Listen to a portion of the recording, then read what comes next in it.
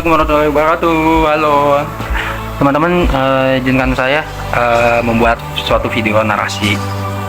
Ini salah satu proyek UTS Makroekonomi Islam. Proyek ini saya mengambil tema tentang ketimpangan sosial dan ketidakadilan ekonomi secara global. Jadi lingkup secara luas ya teman-teman. Mungkin sebelum masuk ke paparan narasinya, izinkan saya dulu memperkenalkan diri.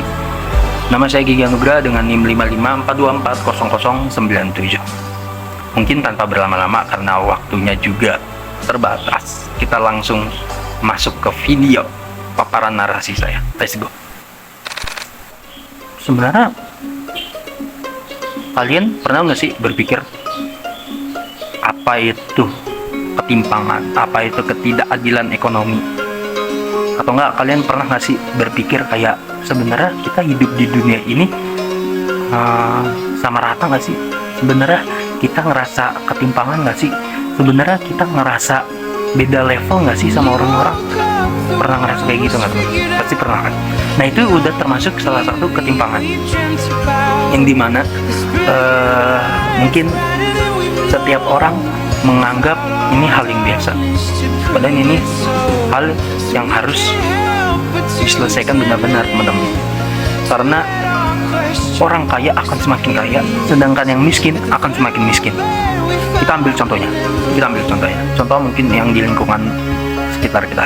Misalnya orang beli kopi, harganya 100.000, dia tanpa berpikir panjang. Sedangkan ada orang yang ingin memberi beras saja, ingin beli beras nih seliter, tapi dia harus mengeluarkan effort tenaganya, kerja keras hanya untuk membeli beberapa butir nasi. Itu suatu ketimpangan bukan? Itu suatu ketimpangan. Apakah bahaya bagi perekonomian? Apakah bahaya bagi masyarakat? Sangat bahaya teman-teman, sangat bahaya. Nih, kalau kita lihat nih, dunia dikuasai oleh segelintiran elit global ekonomi. Menurut data ya teman-teman, menurut data juga 1% orang terkaya itu menguasai setengah kekayaan di dunia. Namun sementara 3 miliar orang hidup di bawah garis kemiskinan. Di bawah garis kemiskinan 3 miliar. Ironis kan? Sangat ironis teman-teman. Islam itu sistem perekonomian Islam itu menolak model ekonomi seperti ini. Karena dalam Islam ekonomi bukan soal untung atau rugi, tapi soal keberkahan serta keadilannya teman-teman. Setiap masalah pasti kita ingin mencari solusinya.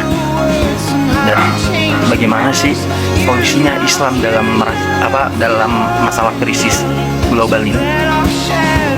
Sebenarnya ekonomi Islam menawarkan solusi yang sederhana tapi revolusioner, bukan dengan menumbangkan sistemnya, tapi dengan memanusiakan ekonominya. Contohnya hal-hal simpel yang mungkin kita lakuin tanpa kita sadari, seperti infak, sodako, zakat. Itu salah satu sistem perekonomian Islam yang dimana distribusi kekayaannya. Kita punya harta, itu hanya titipan. Jangan hanya menguasai atau disimpan saja, tapi gunakanlah atau distribusikanlah kepada orang-orang. Kayak contohnya konsep milkiyah. Islam menegaskan bahwa ada harta yang milik umum, seperti air, tanah, dan sumber energi, dan tidak boleh dikuasai oleh segelintiran orang. Namun banyak orang yang menguasai harta milik umum secara pribadi. Dan negara dalam sistem Islam punya peran penting teman-teman.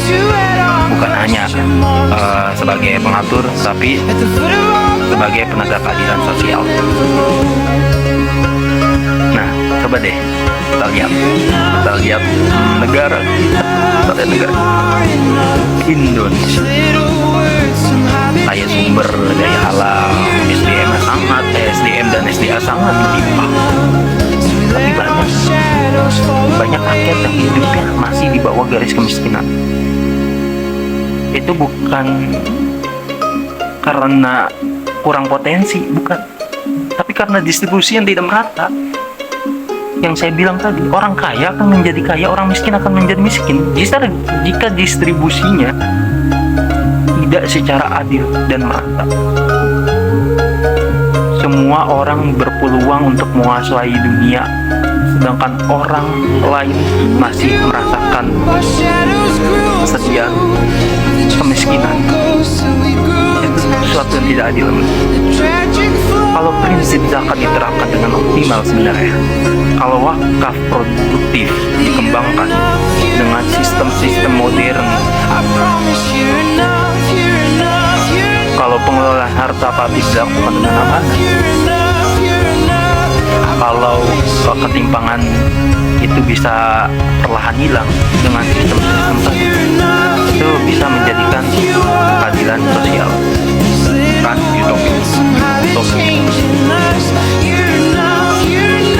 Ya nyata, kalau kita mau menegakkan nilai Islam, bukan hanya kita berbicara nilai Islam hanya di masjid, hanya berada di masjid, hanya di sekitaran situ, bukan, tapi juga secara luas, mulai dari pasar, kebijakan ekonomi, dan hati nurani pun harus memiliki keadilan sosial. Mungkin teman-teman, ekonomi Islam bukan sekedar teori tentang angka atau grafik ya. Ini adalah gerakan moral untuk mengembalikan keseimbangan yang hilang. Karena itu, ketika ekonomi hanya berpihak segelintiran orang, maka sesungguhnya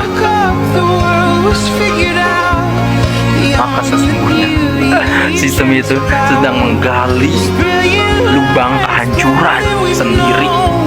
Kalau hanya ekonomi, harta yang dipunyai oleh segelintiran orang saja tidak merata, itu dia lagi menggali kehancuran, teman-teman. Islam hadir bukan hanya memperkaya segelintir manusia, tapi untuk mensejahterakan semua umatnya.